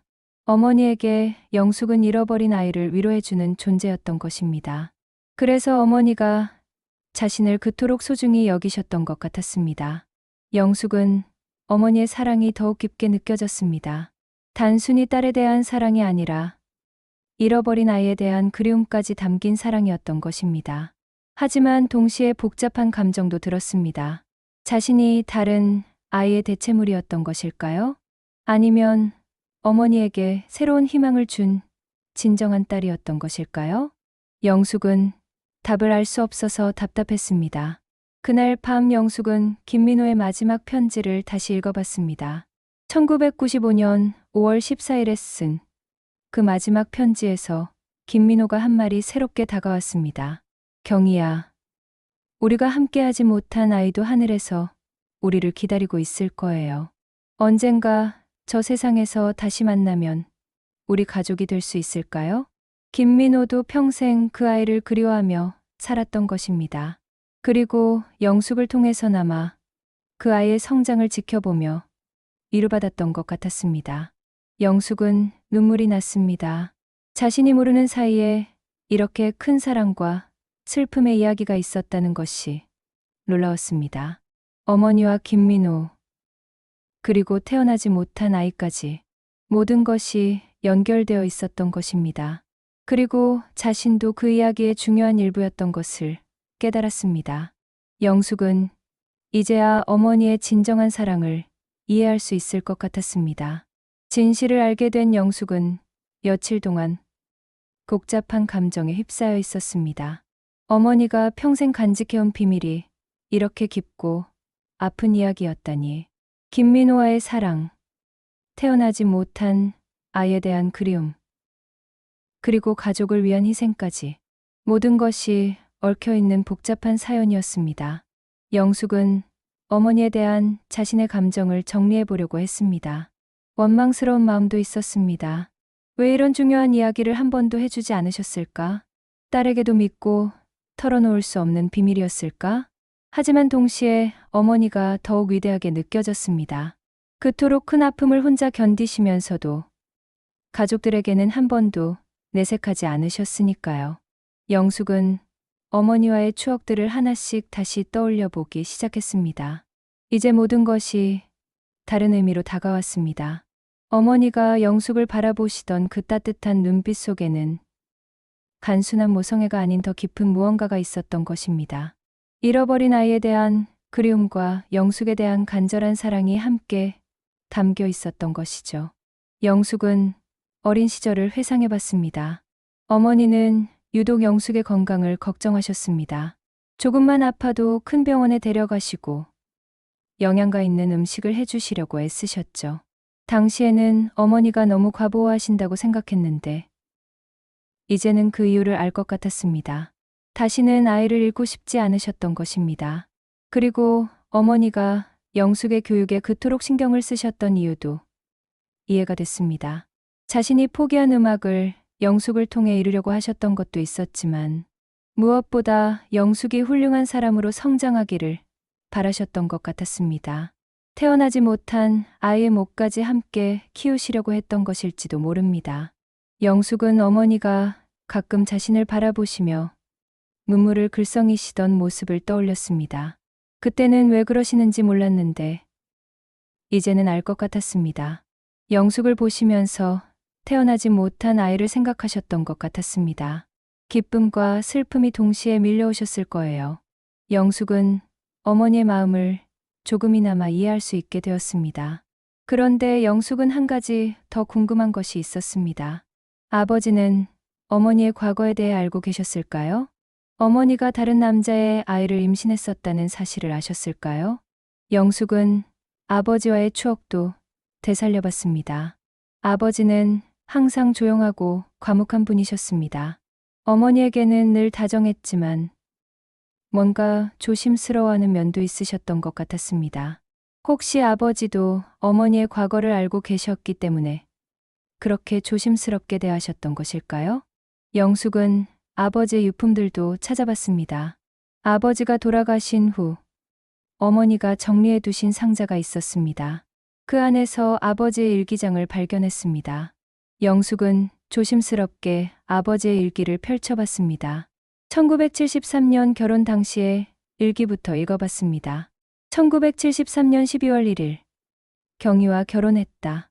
아름다운 신부였지만 어딘가 슬픈 표정이었다. 행복하게 해주고 싶다. 1974년 1월 15일 경희가 자주 울고 있다. 무슨 일인지 물어봐도 대답하지 않는다. 어떻게 위로해야 할까? 1974년 3월 20일 경희가 몸이 많이 안 좋다. 병원에서 유산 진단을 받았다. 많이 슬퍼하고 있다. 아버지도 어머니의 유산에 대해 알고 계셨던 것입니다. 1974년 4월 10일 경희에게 과거에 대해 물어보고 싶지만 참고 있다. 지금은 현재만 생각하자고 다짐한다. 1974년 6월 5일 경희가 조금씩 웃음을 찾고 있다. 다행이다. 시간이 약인 것 같다. 아버지는 어머니의 과거에 대해 캐묻지 않으시면서 조용히 기다려주셨던 것 같았습니다. 1975년 8월 20일 딸이 태어났다. 영숙이라는 이름도 경희가 지었다. 경희가 정말 행복해한다. 1975년 9월 1일 영숙이 덕분에 우리 집에 웃음이 넘친다. 경희도 많이 밝아졌다. 아버지도 영숙이 어머니에게 얼마나 중요한 존재인지 알고 계셨던 것 같았습니다. 그리고 아버지의 일기 중에서 가장 인상적인 부분이 있었습니다. 1995년 6월 20일 경희가 며칠 동안 많이 울었다. 무슨 일인지 모르겠지만 조용히 지켜봐 주기로 했다. 이 날짜는 김민호가 돌아가신 시기와 일치했습니다. 아버지는 김민호의 죽음에 대해서는 모르셨던 것 같지만 어머니가 슬퍼하고 계신다는 것은 알고 계셨던 것입니다. 그리고 그런 어머니를 묵묵히 지켜봐 주셨던 것이죠. 영숙은 아버지의 깊은 사랑을 느낄 수 있었습니다. 어머니의 과거를 모두 받아들이고 현재의 행복만을 위해 노력하셨던 아버지의 마음이 얼마나 넓었을까요? 영숙은 부모님의 결혼이 단순한 정략 결혼이 아니었다는 것을 깨달았습니다. 처음에는 사랑이 아니었을지 모르지만 시간이 지나면서 진정한 사랑으로 발전했던 것 같았습니다. 아버지의 포용력과 어머니의 성실함이 만나서 따뜻한 가정을 만들어내셨던 것입니다. 영숙은 이제 어머니를 원망할 수 없었습니다. 오히려 더욱 존경스러워졌습니다. 그토록 큰 아픔을 가슴에 품고도 가족들을 위해 희생하신 어머니의 사랑이 얼마나 위대한지 알 수 있었습니다. 영숙은 트렁크 앞에 앉아서 어머니에게 말을 걸었습니다. 엄마, 이제야 엄마 마음을 알 것 같아요. 영숙이 혼자 중얼거렸습니다. 얼마나 힘드셨을까요? 그런 큰 비밀을 혼자 간직하시면서 살아오시느라. 영숙은 눈물이 났습니다. 어머니가 평생 숨기려고 했던 상처를 자신이 들춰내는 것이 옳은 일이었을까 하는 생각도 들었습니다. 하지만 이제 어머니의 진정한 사랑을 이해할 수 있게 되어서 오히려 감사한 마음이 들었습니다. 엄마, 저도 엄마를 정말 사랑했어요. 영숙이 계속 말했습니다. 비록 엄마의 마음을 다 이해하지는 못했지만 엄마가 저를 얼마나 아끼셨는지는 알고 있었어요. 영숙은 어머니와의 마지막 대화를 떠올렸습니다. 병원에서 어머니가 마지막으로 하신 말씀이 있었습니다. 영숙아, 엄마가 너를 얼마나 사랑하는지 알지? 어머니가 힘없는 목소리로 말씀하셨습니다. 네, 알고 있어요. 영숙이 대답했습니다. 너는 엄마에게 세상에서 가장 소중한 선물이야. 어머니가 영숙의 손을 꼭 잡으시며 말씀하셨습니다. 엄마도 저에게 최고의 선물이에요. 영숙이 어머니의 손을 꼭 잡았습니다. 그때는 단순한 모녀 간의 대화로만 생각했는데 이제는 그 말씀의 진정한 의미를 알 수 있었습니다. 영숙은 정말로 어머니에게 세상에서 가장 소중한 선물이었던 것입니다. 잃어버린 아이를 대신해서 그리고 어머니의 상처를 치유해준 존재로서 말이죠.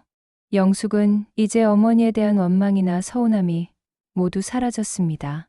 대신 깊은 감사와 사랑만이 남았습니다. 엄마, 고마워요. 영숙이 눈물을 흘리며 말했습니다. 저를 그렇게 사랑해 주셔서 고마워요. 그리고 가족을 위해 모든 것을 희생해 주셔서 고마워요. 영숙은 어머니의 사진을 꺼내서 바라봤습니다.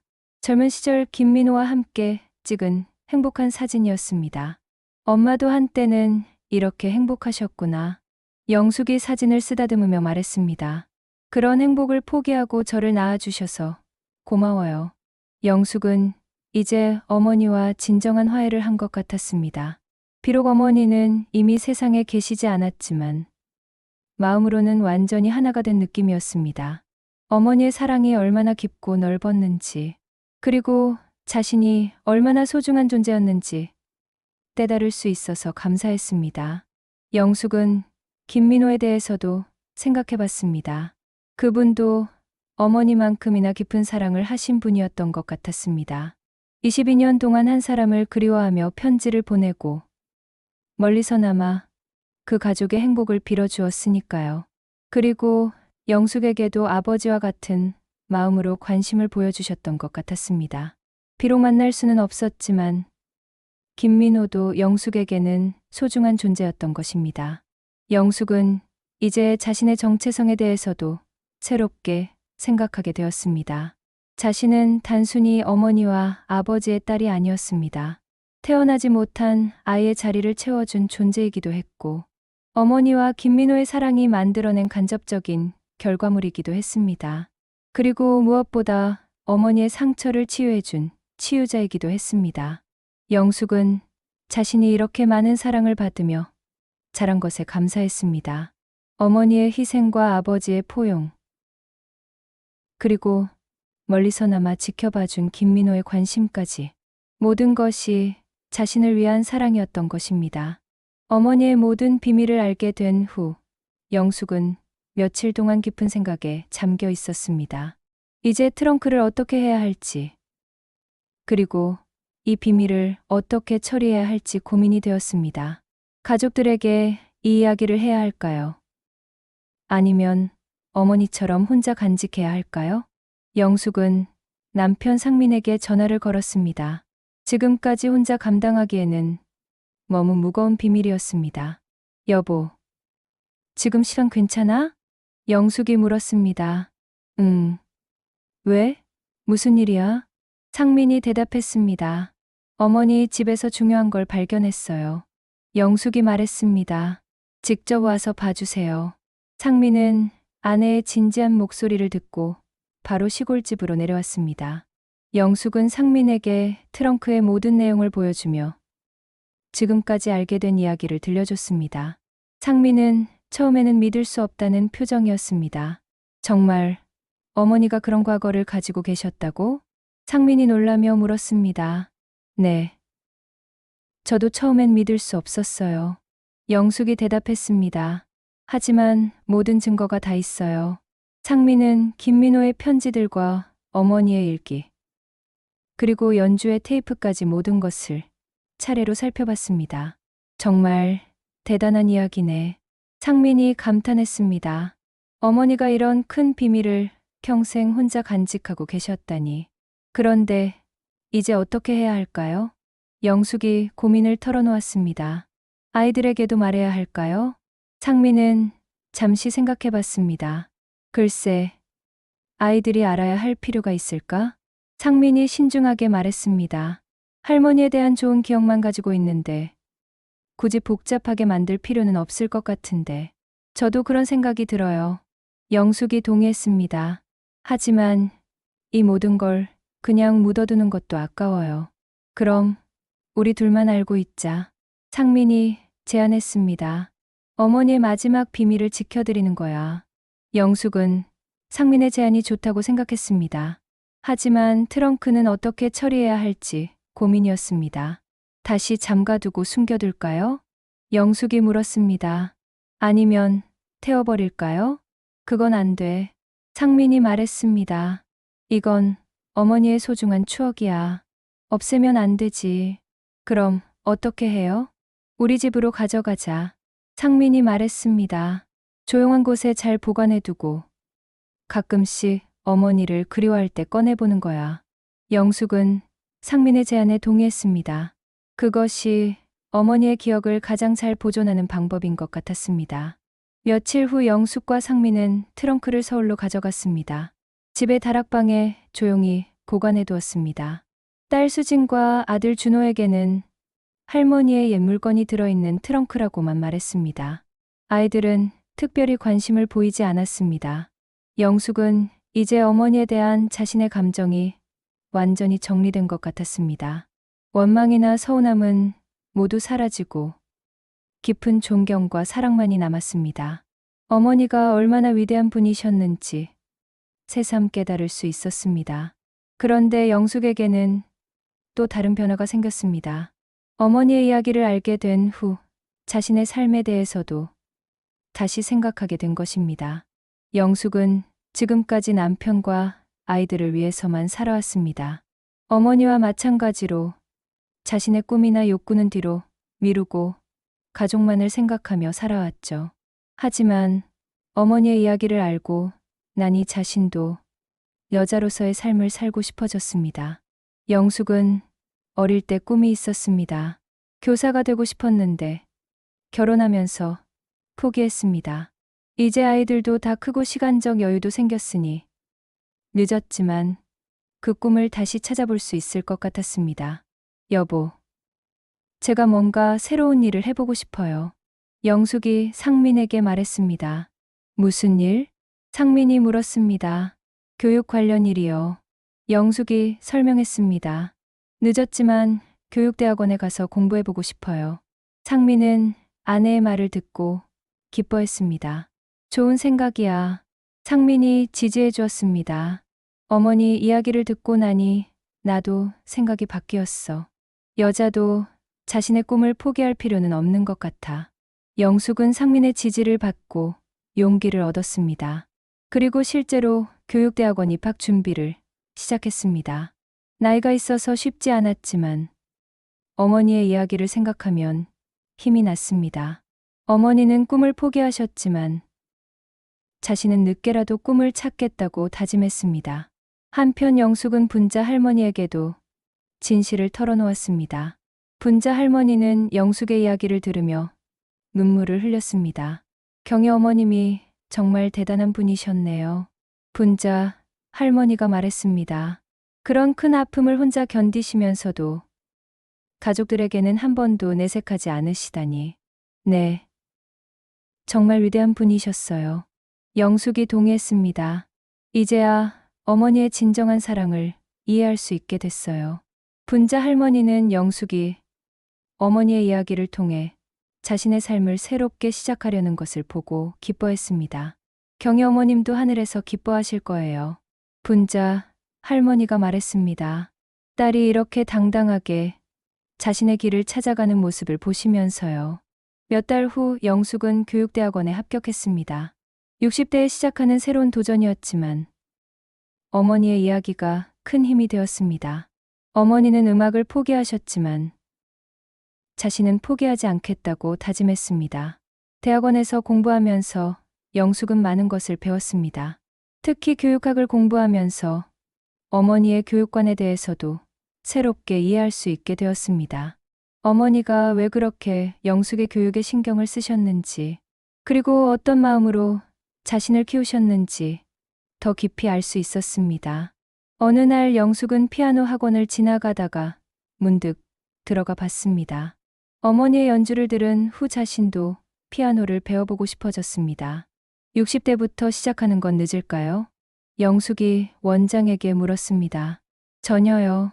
원장이 웃으며 대답했습니다. 음악에는 나이가 없어요.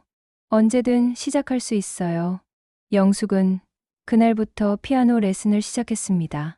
어린 시절 어머니가 가르쳐 주려 했지만 거부했던 피아노를 이제야 배우게 된 것입니다.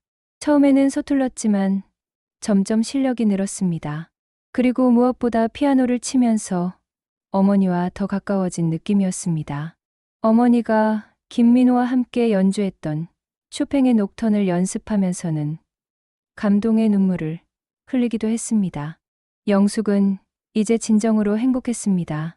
가족도 소중하지만 자신만의 시간과 꿈도 소중하다는 것을 깨달았습니다. 어머니의 이야기가 자신에게 새로운 인생을 선물해 준 것 같았습니다. 어느 일요일 오후, 영숙은 다락방에 올라가서 어머니의 트렁크를 열어봤습니다. 오랜만에 어머니의 사진들과 편지들을 꺼내서 하나씩 살펴봤습니다. 이제는 슬프기보다는 따뜻한 마음이 들었습니다. 엄마, 저도 이제 제 꿈을 찾았어요. 영숙이 어머니의 사진을 바라보며 말했습니다. 비록 늦었지만 포기하지 않을게요. 엄마가 포기하신 만큼 저는 더 열심히 할게요. 영숙은 어머니의 사진에 대고 계속 말했습니다. 그리고 엄마의 사랑도 이제 정말 이해할 수 있어요. 저를 그렇게 아껴주셔서 고마워요. 영숙은 김민호와 함께 찍은 어머니의 행복한 사진을 오랫동안 바라봤습니다. 엄마도 한때는 이렇게 행복하셨구나. 영숙이 중얼거렸습니다. 그런 행복을 포기하고 가족을 위해 살아주셔서 고마워요. 하지만 저는 가족도 사랑하고 제 꿈도 포기하지 않을게요. 엄마가 못하신 일을 제가 대신할게요. 마지막으로 영숙은 어머니의 연주 테이프를 들었습니다. 아름다운 피아노 선율이 다락방에 울려 퍼졌습니다. 언젠가 저도 엄마처럼 아름다운 연주를 할 수 있을까요? 영숙이 혼자 말했습니다. 늦게 시작했지만 열심히 해볼게요. 그날 저녁 영숙은 가족들과 함께 저녁을 먹으며 말했습니다. 할머니는 정말 훌륭한 분이셨어요. 영숙이 말했습니다. 우리가 행복하게 살 수 있도록 모든 것을 희생해 주셨어요. 맞아요. 수진이 동의했습니다. 할머니 덕분에 저희가 이렇게 좋은 가정에서 자랄 수 있었어요. 그러니까 우리도 할머니처럼 서로를 아끼며 살아야 해요. 준호가 말했습니다. 그리고 각자의 꿈도 포기하지 말고요. 상민이 아내를 바라보며 웃었습니다.